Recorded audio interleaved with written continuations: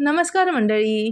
सकाळचे 6:30 वाजलेले आहेत आणि मी इथे गरमागरम भजी बनवते. तर कशासाठी म्हणाल तर आम्हाला बाहेर जायचं आहे जरा मंदिरामध्ये. तर जाताना सगळे फॅमिली मेंबर्स सगळेच निघालो आहोत. तर म्हटलं वाटेत नाश्ता वगैरे बाहेर करण्यापेक्षा आपण काहीतरी बनवावं. तर भजी बनवायचं मी इथे ठरवलं.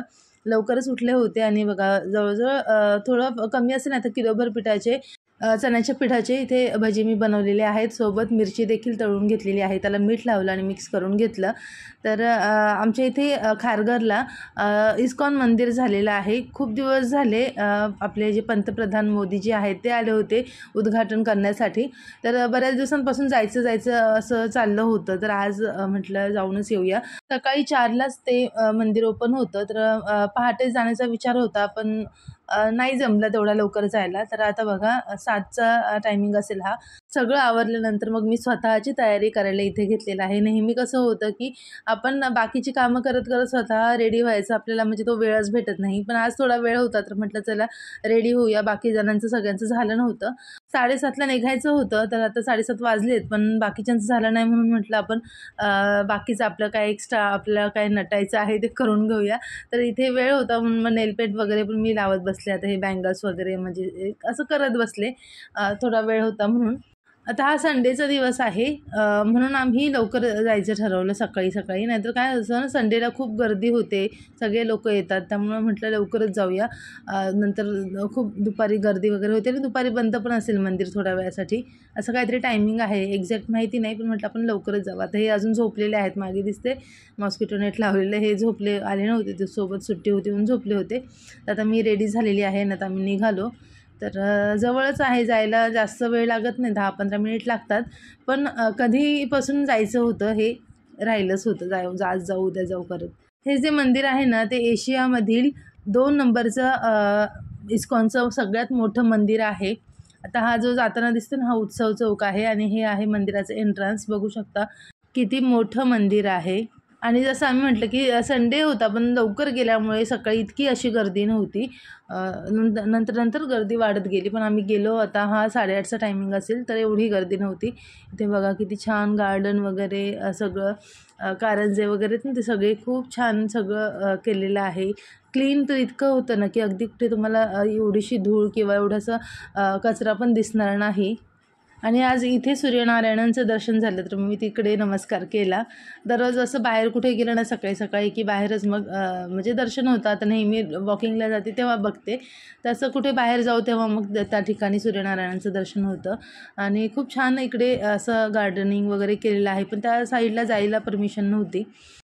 मंदिरामध्ये प्रवेश केला आणि छान अशी राधा कृष्ण राम लक्ष्मण सीता हनुमान यांच्या मूर्ती छान सुंदर अशा सजवलेल्या होत्या. देवाला नमस्कार केला.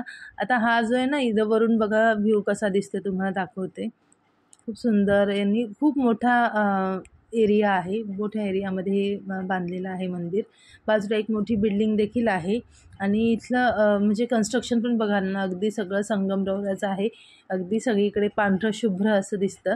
मंदिराच्या खालीच म्हणजे खालच्या फ्लोअरला ना एक शॉप आहे जिथे सगळं हे शृंगाराच्या सामान भेटतं म्हणजे देवाचं शृंगाराचं सगळं साहित्य भेटतं. तर इथे बघा हे सुंदर सुंदर हार वगैरे असे पण इतके कॉस्टली होते ना की बघा याच्यावर रेट पण लिहिलेला आहेच पण खूप सुंदर सुंदर युनिक असे डिझाईन्स वगैरे होते याच्यावरती.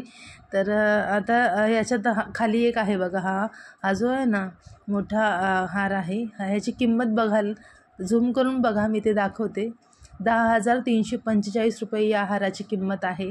हा पण समथिंग 800ला होता. हा पण 10,300 रुपयाला आहे. तुम्ही स्टॉप करून बघा किंमत त्याच्यावर दिलेली आहे. इतके महाग होते आणि मग काय माहिती असं वाटत होतं की कोणी घेतं की नाही. आता ही बासरी आहे बघा ही पण 300-400 वगैरे असं ह्याची किंमत होती पण खूप सुंदर होते. आता हे हातातले कडे आहेत त्याच्यानंतर मुकुट वगैरे ही सगळ्या गोष्टी आहेत ना खूप सुंदर होत्या पण प्राईस पण तशीच होती.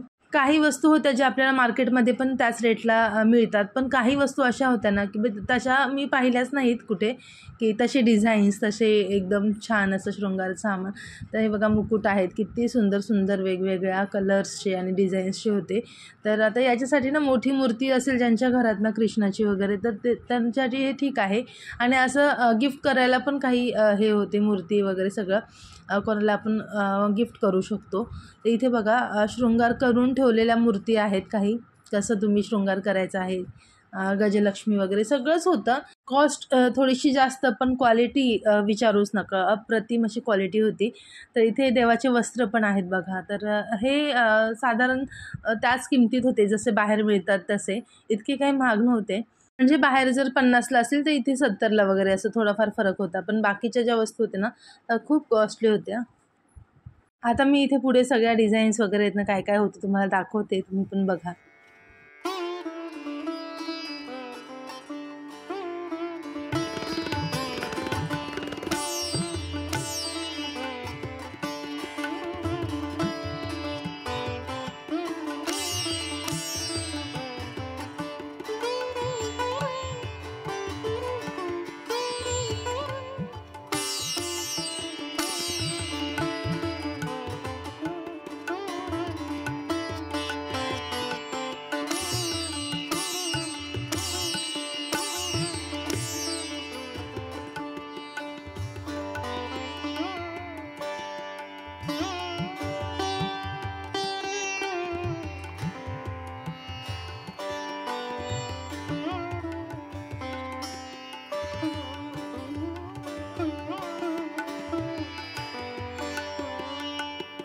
आता जेव्हा आम्ही बाहेर आलो ना, तेव्हा हे कारंजे वगैरे आहेत ना ते सगळे चालू केले होते, आणि तिथे ना प्रसाद पण होता सर्वांसाठीच. दाल खिचडी, पापड, लोणचं असं होतं. तर तो प्रसाद घेतला आणि मग आम्ही पुन्हा रिटर्न आलो. तर तुम्ही पण जर जवळपास राहत असाल तर नक्की एकदा व्हिजिट करा. खूप सुंदर असं मंदिर आहे, देवाचं दर्शन घ्यायला नक्की जा. तर चला, आजचा ब्लॉग मी इथे सेंड करते. तुम्हाला कसा वाटला कमेंट करून नक्की सांगा. आपण उद्या पुन्हा भेटूया पुढच्या व्हिडिओमध्ये. तोपर्यंत टेक केअर, बाय बाय.